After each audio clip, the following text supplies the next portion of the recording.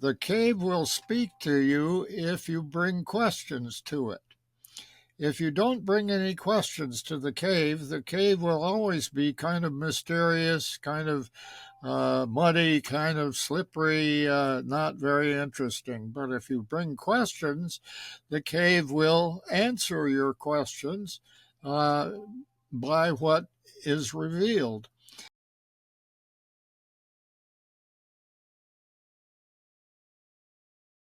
At 96 years of age, born in 1929, Roger Brucker is an explorer of the dark, of the unknown, of all that lies under the ground in caves.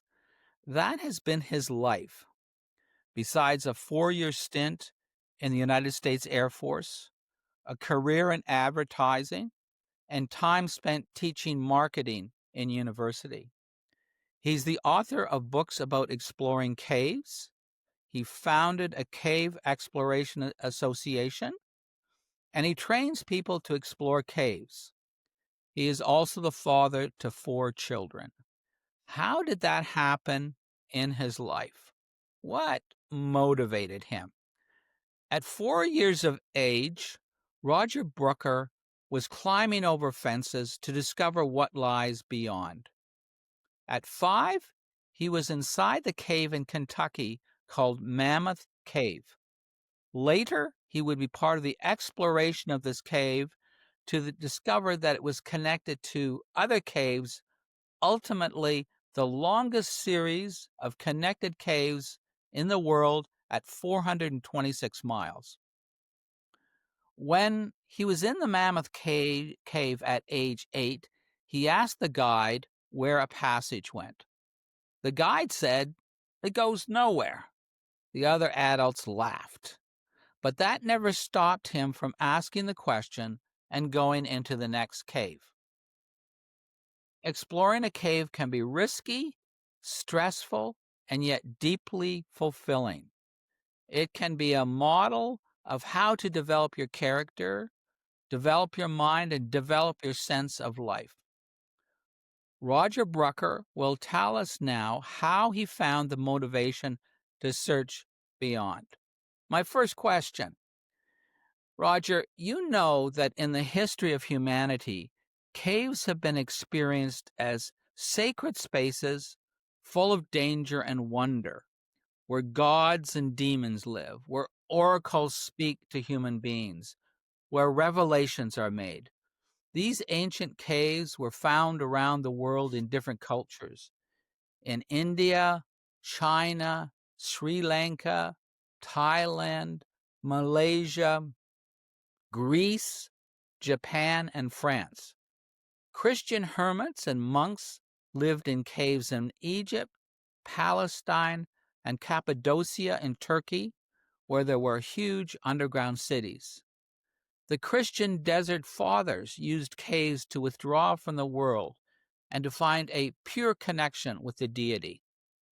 Archaeologists investigate the old secret spiritual meaning of these caves to people.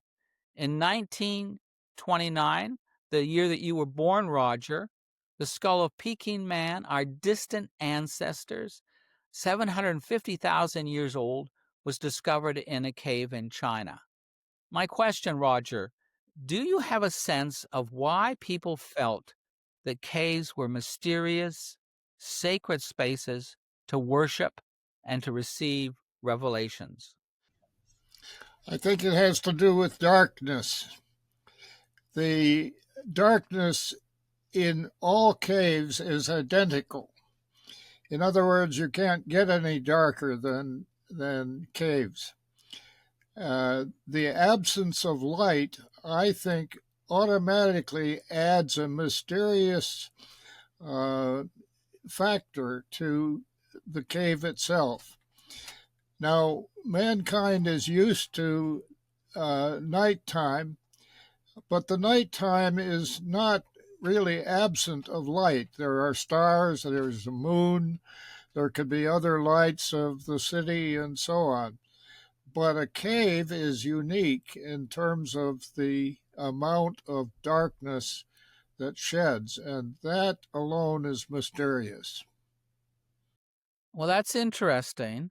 So, how does darkness affect you? Because not all people would react to darkness the way you've described. So, how did darkness affect you in your life? Well, I never feared darkness. I more or less enjoyed it. In fact, when I turn out the lights and I go to sleep, I generally go to sleep immediately and don't stay up for a long time, as some people do. Insomnia is not one of my problems. I would say that ever since I was a small kid, I was interested in dark places. There were places in the house where I was growing up where there were opportunities to find secret passages. And these secret passages were mysterious to me and led me to explore them. And I became interested in hearing about and understanding things that were not meant for other people to discover. The novelty of exploring things that other people desire to distance themselves from has always been one of the appeals to me.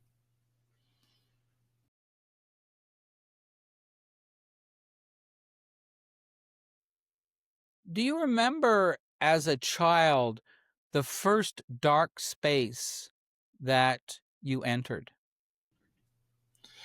Yes, I think I built it. My We had a card table, and I could put up the card table and put three blankets over the card table and several tipped over chairs and make myself an under blanket hideout in the living room. Now, you couldn't do anything else in the living room with all that set up, but that's one of my early desires. And I recall that I had purchased a flashlight with my allowance. That was one of the first things that I spent my allowance on was a flashlight. And I ended up with lots and lots of flashlights because they somehow intrigued me. And with a flashlight, particularly a 5 cell flashlight, you could shine for what I thought was miles. And they intrigued me. So I always liked the dark, but I've always liked to have my own flashlight. When we went to Mammoth Cave, I took my flashlight and I shined it in every pit, every dome, every blind passage, every going lead. All of it was fair game for my flashlight.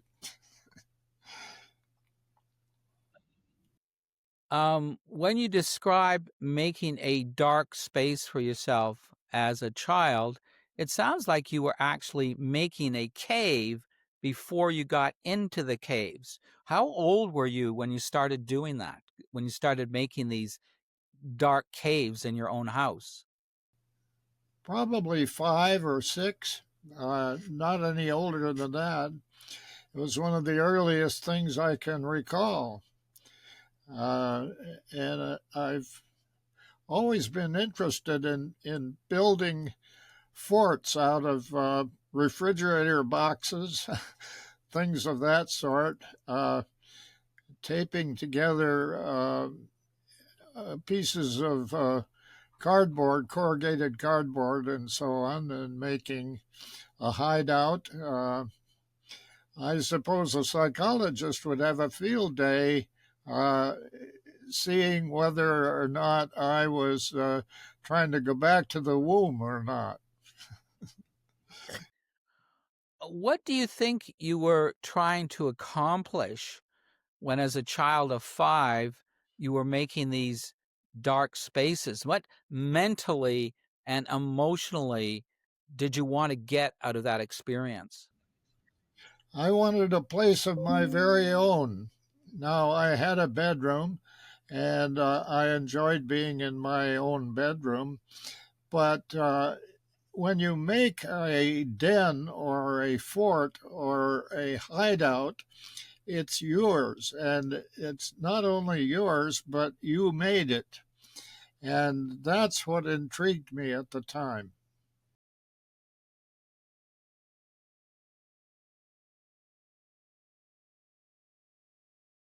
If if making your own cave was part of your sense of making something for yourself, was the same true of later as an adult when you explored caves? I mean, were you making the cave for yourself by exploring the cave?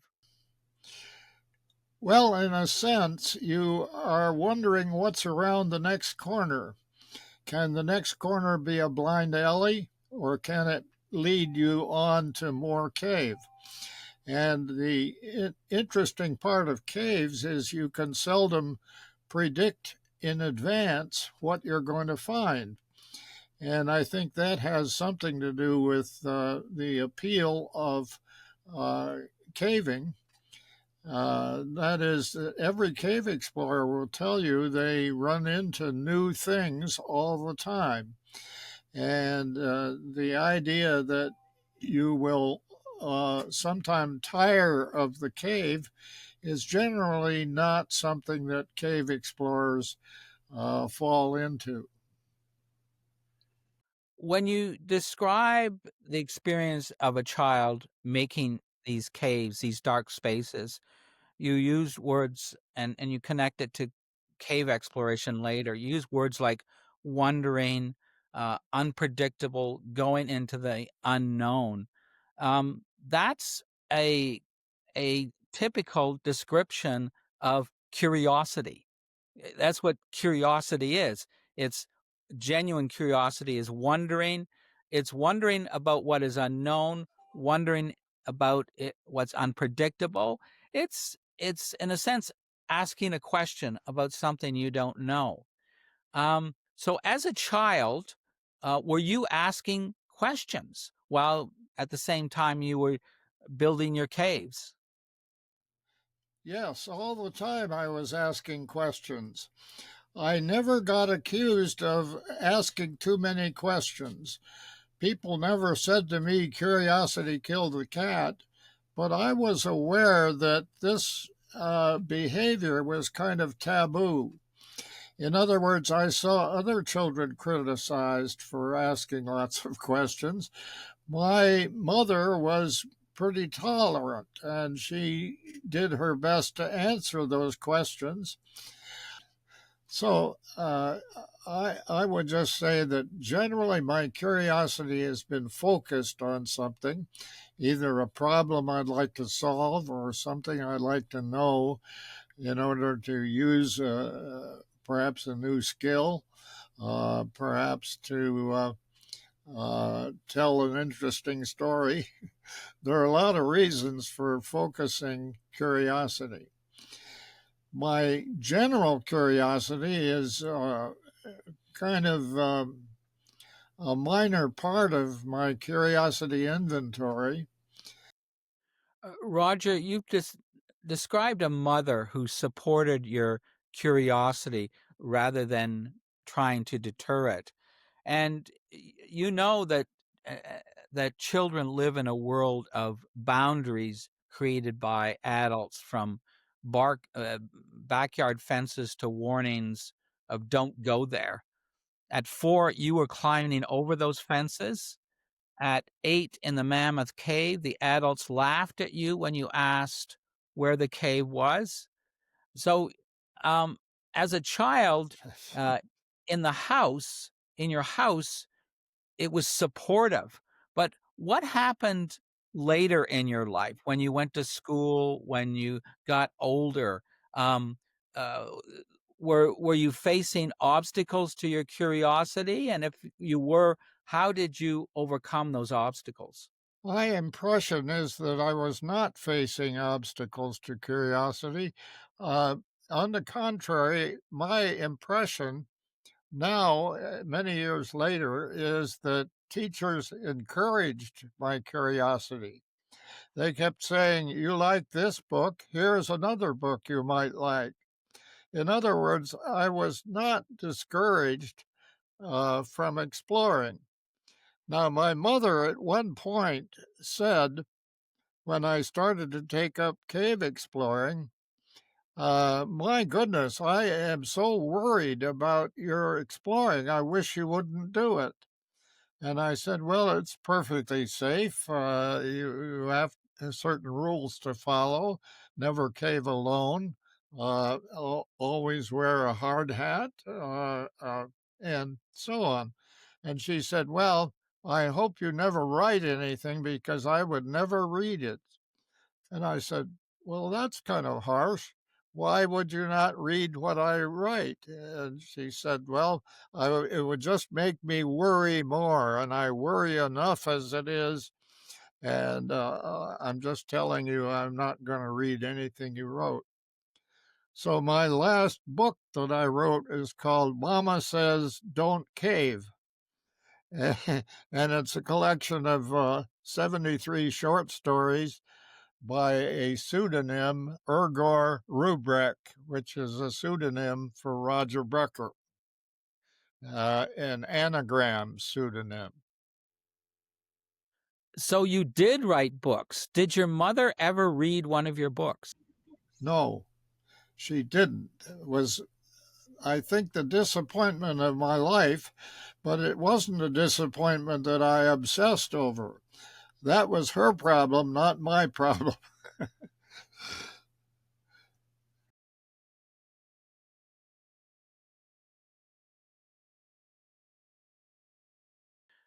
So when you look at the part of your life where you're exploring caves, you go from a child, you're creating dark spaces, to an adult exploring dark spaces and long dark spaces in the Mammoth Cave. Um, the part of yourself that you were developing in that activity, how did that affect the other parts of your life? Well, I discovered that the only way you can understand a cave beyond just going in and looking at it and saying, well, this is interesting, this next room is not as interesting, and so on, is to make a map of the cave. So almost all of our cave exploring today involves making a map as you go with a compass and a measuring device. And I've adapted that to almost everything else I encountered in life. Roger, exploring caves can be a physical ordeal, but there's also the mental challenge in a cave of facing the risk, the danger, the fear. And you've taught students how to explore caves. So, how do you prepare your students mentally to explore a cave? What do you sense in the character of students that will help or hinder them in the cave mentally in terms of fear?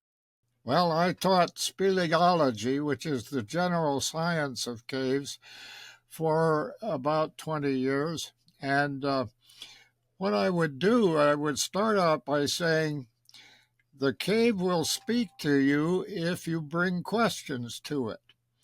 If you don't bring any questions to the cave will always be kind of mysterious, kind of muddy, kind of slippery, not very interesting. But if you bring questions, the cave will answer your questions by what is revealed. And then I would begin showing them. I'm telling you this before we get to the fear question. I would show them how the cave itself contains a lot of clues that tell you how it's made. The scallop marks on the wall, for example, are diagnostic of which way the water flowed. If the scallop marks have a high side and a low side, the high side is always upstream.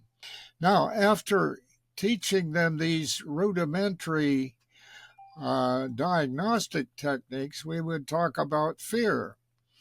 Now, if you go alone, that can be a very fearful kind of activity for cave explorers, and that's why most cave explorers don't do that. On the other hand, I have gone caving alone to see what it's like, and it's really pleasurable. And I have not been afraid because I know pretty much what the risks are.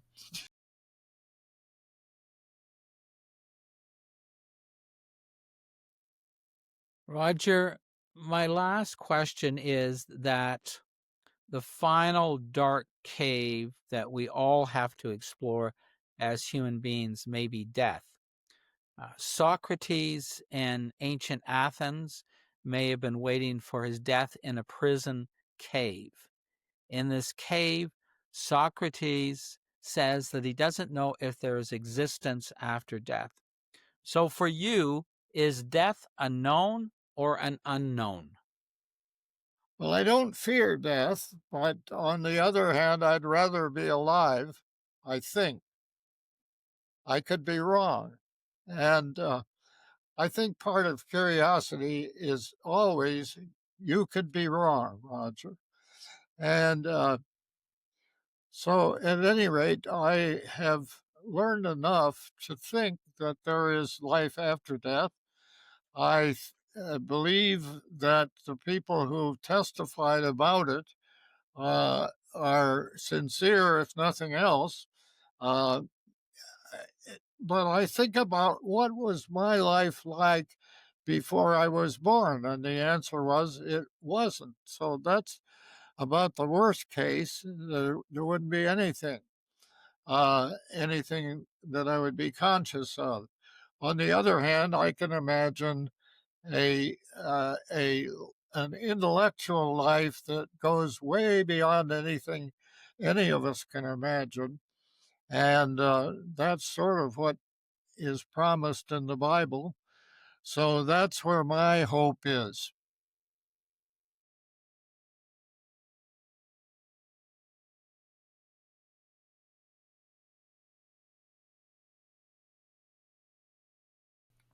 I once had one other encounter with a spiritual curiosity. I got cancer one time when I was about 40 years old, and I said, God, why me?